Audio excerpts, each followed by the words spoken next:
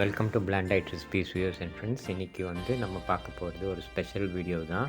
இது வந்து எங்கள் வீட்டை சுற்றி இருக்கிற வயலில் ஃபஸ்ட்டு விதைக்கும் போது எப்படி இருந்தது, அப்புறம் இன்பிட்வீன் எப்படி இருக்குது, அதுக்கப்புறமா வந்து அறுவடை பண்ணுற அன்றைக்கி வந்து எப்படி வந்து அறுவடை பண்ணுறாங்க, அது என்ன ப்ராசஸில் போகுதுன்றதை பற்றி தான் ஃபுல் வீடியோவுமே நான் கவர் பண்ணியிருக்கேன். இது வந்து இப்போ தான் நாற்று நட்டு ஒரு 15 நாளைக்கு அப்புறமா இருக்கிற வியூ இது. நான் இது வந்து அக்டோபர் மாதம் எடுத்திருக்கேன். பிகினிங் ஆஃப் அக்டோபரில் எடுத்திருக்கேன். இது வந்து பார்த்திங்கன்னா டிசம்பர் மந்த்து அந்த மார்கழி மாதம் ஸ்டார்ட் ஆனதுக்கப்புறமா ஃபுல்லாக மிஸ்டாகவும் ஃபாகியாகவும் இருக்குது பாருங்கள். இது அரௌண்ட் 6 o'clockலேருந்து 6:30க்குள்ளே எடுத்த போது வந்த வீடியோ. ஃபுல்லாகவே எதுவுமே தெரியல, மொத்தமாக வந்து அப்படியே பனியில் மூடி இருக்குது. ஸோ இந்த மாதிரி ஒரு சிச்சுவேஷன்லேயும் அந்த பயிர் வந்து நல்லபடியாக தான் வளர்ந்துருக்கு. முக்கியமாக நிறைய மழை பெஞ்ச காலத்துலேயும் வந்து பயிர் ரொம்ப தண்ணி நிறைஞ்சி இருந்த காலத்துலேயும் வந்து அது மேனேஜ் பண்ணி வந்திருக்கு. இப்போ வந்து அறுவடை ஸ்டார்ட் பண்ணிட்டாங்க. மிஷினில் தான் இங்கே பண்ணுறாங்க. பார்த்திங்கன்னா ஒரு மிஷின் மாதிரி இது வந்து முன்னாடி ரோல் ஆகிட்டே போகுது, அறுவடை ஆகிட்டே இருக்குது. பின்னாடி வந்து அந்த என்ன சொல்கிறது, அந்த பயிரில் உள்ள தேவையில்லாத சக்கைகள் அப்புறமா வந்து மிச்சம் மீதி எல்லாமே வந்து பின்பக்கமாகவும் சைடுக்காகவும் வந்து கொட்டும். நல்லா ஜூம் பண்ணி பார்த்திங்கன்னா தெரியும். அதே மாதிரி அறுவடை பண்ணி அதில் நெல்லை மட்டும் கட் பண்ணிவிட்டு அந்த டிரைவர் சீட்டுக்கு பின்னாடி ஒரு ட்ரம் மாதிரி இருக்குது. அந்த ட்ரம்மில் வந்து ஃபுல்லாகவே கலெக்ட் ஆகிடுது.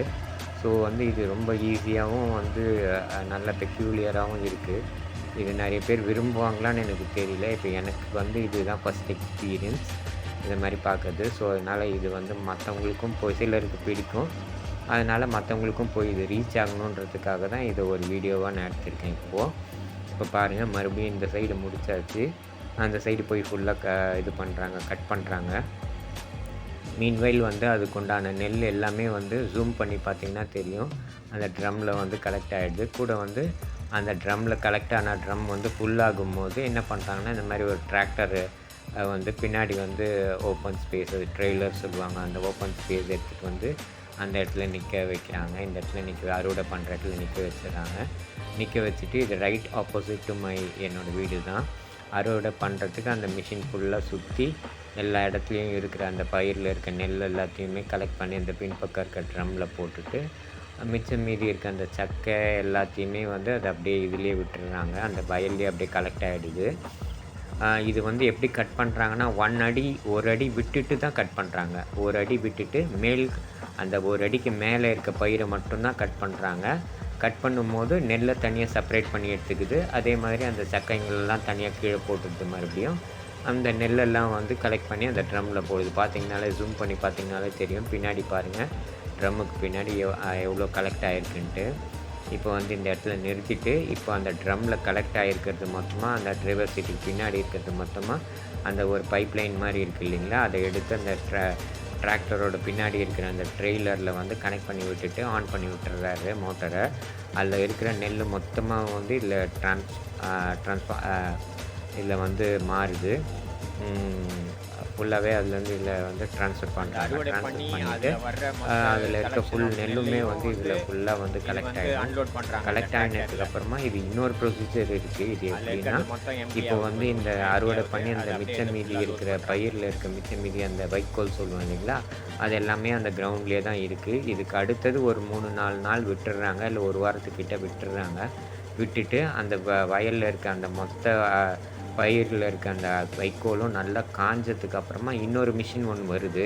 அந்த மிஷின் எடுத்து ஓட்டுறாங்க. அதில் வந்து ரோலாக வந்து வைக்கோல் வந்து ஒரு பண்டிலாக இதுவாகிடுது. அதுவே முடியும் போட்டுடுது.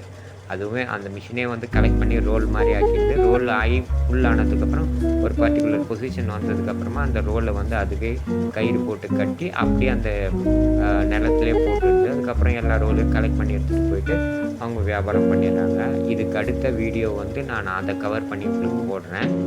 இது அறுவடை பண்ண டேட் வந்து January 20th பண்ணலாம். சிலருக்கு இதெல்லாம் ரொம்ப ஆச்சரியமாக இருக்கும். எனக்கும் ரொம்ப ஆச்சரியம் தான். ஏன்னா வந்து முன்னெல்லாம் வந்து நம்ம அறுவடைலாம் வந்து கையில் மேனுவலாக ஆளுங்க வச்சு தான் பண்ணுவாங்க. ஆனால் இப்போ அப்படி கிடையாது. எல்லாமே மிஷின்ஸ் எல்லாமே வந்துச்சு. அதுக்கு எல்லாமே நாற்று நடுறது மட்டும்தான் வந்து ஆள் வச்சு பண்ணுறாங்க. அதுக்கும் மிஷின் வந்துச்சு. பட் ஆனால் இந்த ஏரியாவில் வந்து நாற்று நடுறது மட்டும்தான் வந்து ஆள் வச்சு நாற்று நடுறாங்க. பாருங்கள் இப்போ வந்து அந்த பில் ஆகிடுச்சு. அந்த மேக்ஸிமம் அந்த கலெக்ட் ஆன எல்லாமே வந்து இவர் ட்ரான்ஸ்ஃபர் பண்ணிட்டாரு. ட்ரான்ஸ்ஃபர் பண்ணிட்டு அந்த பைப் லைனை வந்து மறுபடியும் அது இருந்த இடத்துலேயே செட் பண்ணி வச்சுட்டு மறுபடியும் மிச்சம் மீதி இருக்கிற வயலில் இருக்க மிச்சம் மீதியை வந்து அறுவடை பண்ணுறதுக்கு மறுபடியும் வந்து அந்த ஓட்டிட்டு போகிறாரு. வித்தியாசமாக தான் இருக்கும். எல்லாருக்குமே வந்து அவ்வளோ ஈஸியாக கிடைக்காது. நான் சிலவங்க சிட்டி சைட்லேயே இருப்பாங்க. இதெல்லாம் பார்க்கறதுக்கு ரொம்ப புதுசாகவும் இப்படி தான் நமக்கு நெல் வருதா அப்படின்றது நமக்கு தெரியாது. நெல் அறுவடை அவங்க விதைச்சதுலேருந்து அறுவடை பண்ணுற வரைக்கும் ரொம்ப நிறைய ப்ராசஸ் இருக்கிறதுல ரொம்ப கேர் எடுத்து தான் பண்ணுறாங்க. நட்டதுக்கு அப்புறமா அது கொஞ்ச நாள் வளர்ந்ததுக்கப்புறமா களை எடுத்துடுறாங்க. களை எடுத்ததுக்கப்புறமா வந்து உரம் போடுறாங்க. உரம் போட்ட உடனே இன்னும் நல்லா ஃபர்தராக வளர்ந்ததுக்கப்புறமா வந்து பூச்சி அடிச்சிடாமல் இருக்கிறதுக்கு ஃபுல்லாக பூச்சி மருந்து அடிச்சு விட்டுறாங்க. பூச்சி மருந்துலாம் முன்ன மாதிரி ஸ்ப்ரேலாம் கிடையாது. இது நல்லா வந்து பெரிய நாசில் வச்சு பெரிய அளவுக்கு வந்து அது கொஞ்சம் கூட சுவாசிக்க முடியாத அளவுக்கு வந்து பெரிய ஒரு பம்ப் செட்டுக்கு வர அந்த பைப் லைன் மாதிரி வருது. அதில் ஃபுல்லாகவே அடிச்சிடுறாங்க. ஒரு பூச்சி கூட தப்பிக்க முடியாது. எல்லாமே வந்து செத்து போயிடும்.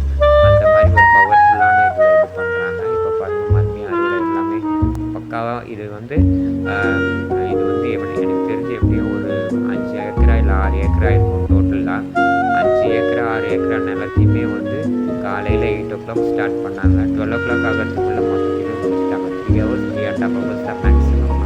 அதுக்குள்ளே மொத்தத்தையுமே முடிச்சிட்டாங்க. எனக்கே ரொம்ப ஆச்சரியமாக தான் இருந்துச்சு. இவ்வளோ குயிக்காக இவ்வளோ கஷ்டப்பட்டு அவங்க நெல்லெல்லாம் பண்ணி இந்த நெல்லை கலெக்ட் பண்ணுற இந்த டிராக்டர் வந்து மறுபடியும் இங்கே பக்கத்துலேயே வந்து ஒரு மில் இருக்குது. அந்த மில்லுக்கு எடுத்துகிட்டு போயிட்டு அங்கே வச்சுருக்காங்க.